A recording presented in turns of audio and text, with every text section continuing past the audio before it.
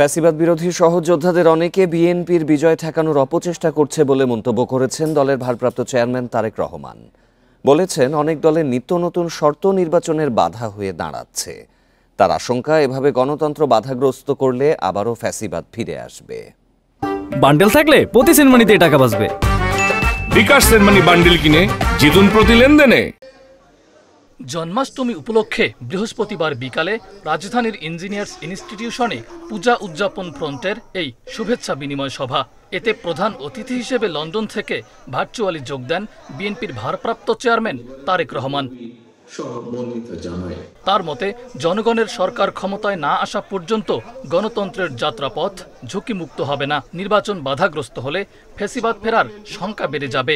নির্বাচনকে সামনে রেখে পরিস্থিতি ঘোলেটে করার অপচেষ্টা করছেন।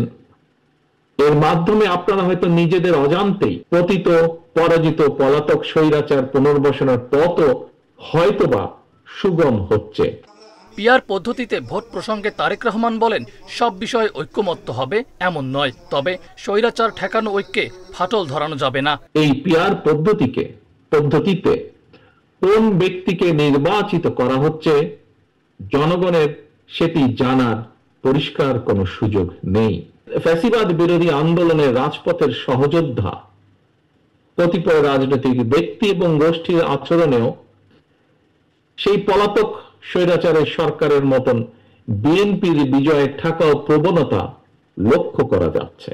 একই অনুষ্ঠানে দলের মহাসচিব মির্জা ফখরুল ইসলাম আলমগীর বলেন, মুক্তিযুদ্ধ এদেশের জন্ম দিয়েছে, ২৪-এর গণ অভ্যুত্থান নতুন স্বপ্ন দেখিয়েছে, অথচ এখন ৭১-কে ভুলিয়ে দেওয়ার চেষ্টা চলছে। আজকে একটা প্রচ্ছন্ন একটা প্রচেষ্টা আছে ৭১-কে ভুলিয়ে দেওয়ার।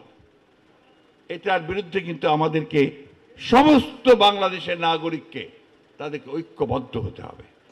অনুষ্ঠানে জন্মাষ্টমীর শুভেচ্ছা জানিয়ে হিন্দু জনগোষ্ঠীর সমর্থন চান বিএনপি নেতারা।